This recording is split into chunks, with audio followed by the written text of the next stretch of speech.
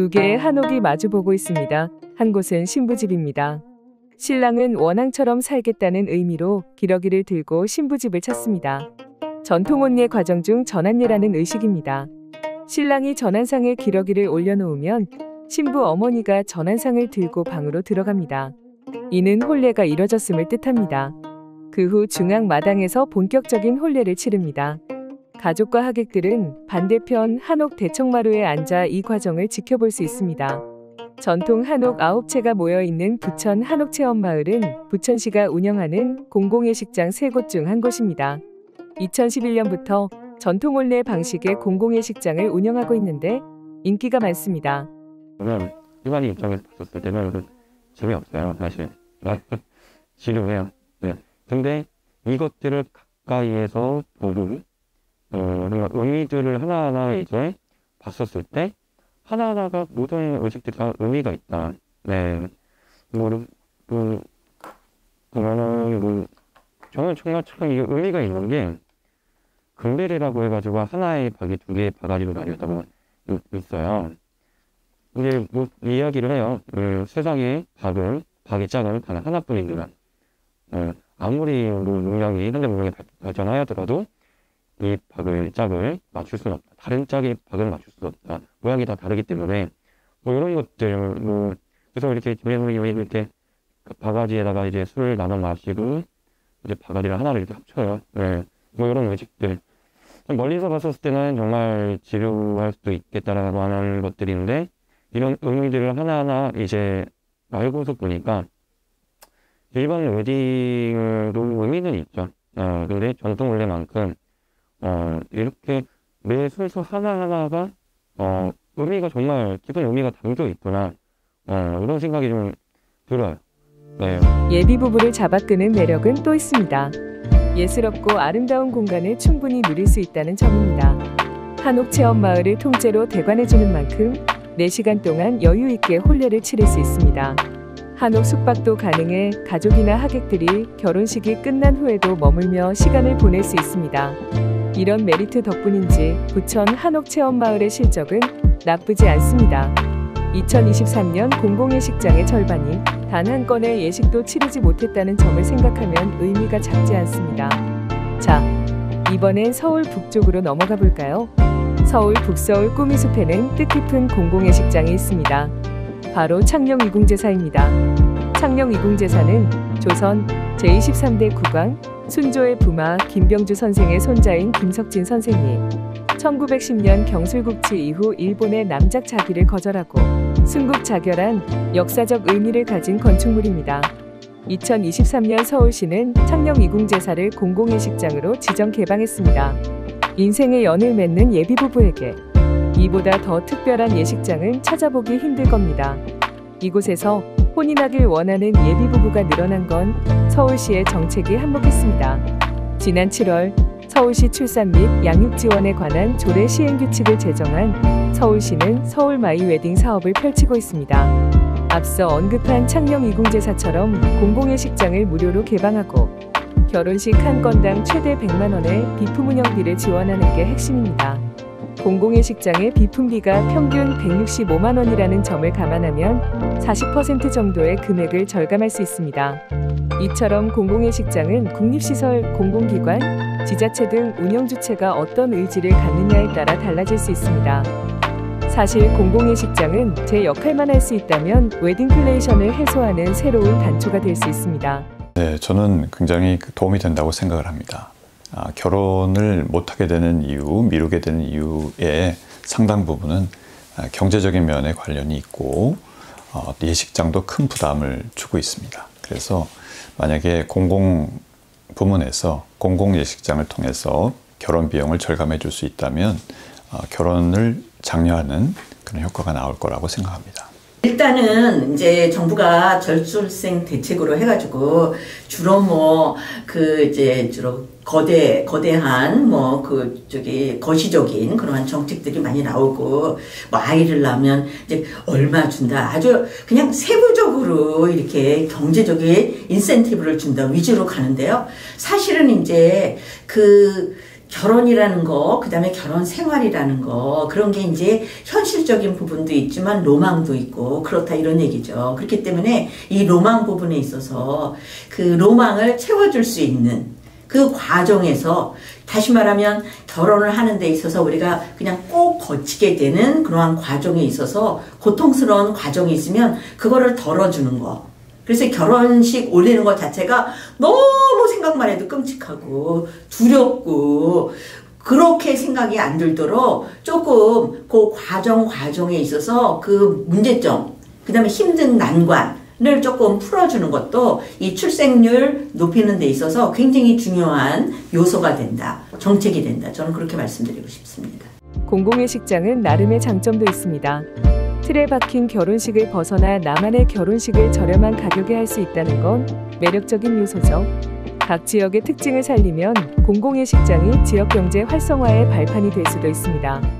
각 지자체에서 지금 공공예식장 그 프로젝트를 진행하고 있는 걸로 알고 있는데, 덜렁 예식장, 그 공간이라고 하는 그냥 빈 공간에다 줄 하나 긋는 이런 방식이 아니라 지역의 각 예식과 관련된 업체들이 상당히 많습니다. 뭐 예식장뿐만 아니고 예식과 관련된 뭐 드레스, 턱시도, 그다음에 사진, 그다음 그 이바지 음식, 그다음에 그 선물, 그다음 꽃, 화환 뭐 등등등 상당히 찾아보면 굉장히 많으리라 보거든요. 그다음에 예식 관련된 그 품목뿐만 아니고 결혼에 관련된 품목 있잖아요. 그러니까 웨딩 관련된 결혼, 그러니까 신혼 부부들에 필요한 뭐 가전 가구, 그다음에 그 주방용품, 뭐 침대용품, 상당히 많은 그 품목들을 갖고 있는 지자체마다 다 업체들이 있을 텐데, 그 업체와 같이 연동되는 그런 프로젝트로 만들어서 같이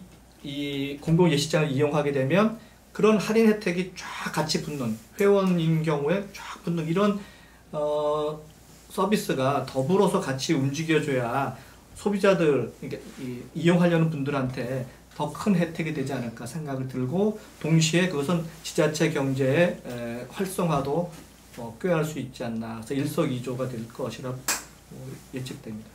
그리고 예식장 사업을 있잖아요. 또 관광하고 조금 연계하셔도 돼요. 그래서 예식장에 온 사람들 이렇게 관광으로 이렇게 조금 소개해가지고 일단 예식장에 왔는데 거기 구경하고 간다. 뭐 이렇게 연계하셔도 좋거든요. 그러니까 이제 그 지역에 정말 그 브랜드를 알리는 그러한 좋은 그 요소다, 이렇게 말씀을 드리고 싶어요. 이처럼 공공예식장은 많은 가능성을 갖췄지만 실패도 성공도 아닌 애매한 지점에 놓여 있습니다. 공공예식장이 다시 주목받은 건 올해 3월부터입니다. 당시 정부는 청년 친화 서비스 발전 방안의 일환으로 공공예식장을 확대했습니다. 기존 91개였던 공공예식장 수를 139개로 늘렸고 2027년에는 200개로 확대할 것이라는 밑그림을 발표했죠. 2024년 7월을 기준으로 민간 예식장이 713개라는 걸 감안하면 결코 적지 않습니다. 하지만 공공예식장의 절반이 지난해 단 한 건의 결혼식도 진행하지 못했다는 건 시사하는 바가 큽니다. 공공예식장을 웨딩 인플레이션을 해소할 새로운 열쇠로 만들고 싶다면 공공의 역할이 그만큼 중요하다는 겁니다. 그 공공예식장 사업을 주관하는 그 공무원 그 분이 본인의 자식을 그 공공예식장에서 진짜 한 건이라도 시켰느냐 되묻고 싶더라고요. 그러니까 본인 자식들은 공공예식장을 이용치 않게 하면서 다른 분들 이용하라고 하면 그건 또 말이 안 되지 않습니까? 그래서 아예 본인들의 자손들을 1호로 공공예식장을 이용하게끔 하는 그런 방식을 통한 홍보가 저는 첫 번째로 더 중요하다고 생각이 들고요. 만약에 더 나아가면 사회적으로 좋은 영향력을 행사하는 인플루언서 중에 진짜 긍정적인 분이 결혼을 한다면 공공예식장의 대표 모델로 사용하는 방법도 있지 않을까 생각을 해봅니다. 위해서는 일단은 결혼식 하는 사람들은 이제 젊은 사람들이 좀 많이 하고, 물론 요새는 이제 재혼도 많지만, 그래서 주로 홍보가 저는 인터넷 홍보를 좀 활발하게 하면 어떨까 뭐 그런 생각이 드는데요.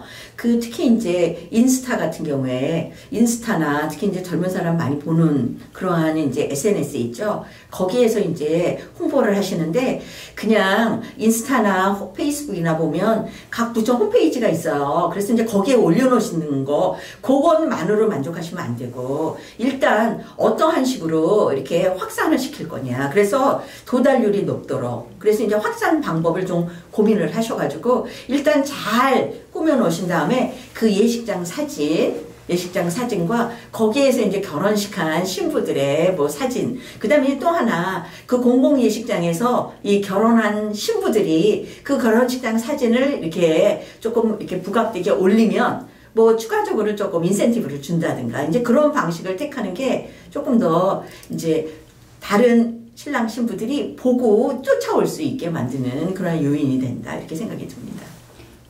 끝으로 이제 지원이 되지 않습니까? 마찬가지로 결혼식도 이게 순수하게 개인의 혼사인데 이게 왜 정부가 나설 일인가라고 됐지만, 저희가 이제 저출산과 결혼 기피로 이제 사회적인 몸살을 앓다 보니까 이제는 정부가 할 수 있는 작은 거라도 하는 게 좋겠다라는 공감대가 있을 것 같아서요. 그 이슈는 이제 많이 해결이 됐고, 다만 이제 처음부터 막 큰 돈을 이렇게 넣는 게 부담되신다면 흔히 말하는 스케일업, 작은 규모로 몇십 군데 해보시고 잘 되면 좋겠고, 최근에 결혼 통계가 다시 반짝 올라갔어요. 그래서 이게 좀 꺼지지 않고 계속 좀 타올랐으면 좋겠는데, 그것 중에 하나가 이제 저희가 장례 문화도 마찬가지인데, 전통적으로는 조문객이 많아야지만 이제 뭐 사람들이 얼굴이 선다 뭐 이런 게 있었거든요. 결혼식도 하객이 많아야만 좋은 게 아니고 굉장히 뜻이 살 수 있는 다양한 스케일로 제가 좀 권장한다면 정책의 효과를 볼 수 있지 않을까 생각합니다. 공공예식장은 결혼을 준비하는 청년들의 어깨짐을 덜어줄 수 있습니다. 하락하는 혼인율을 끌어올리는 첫 단추의 역할을 해낼 수도 있죠.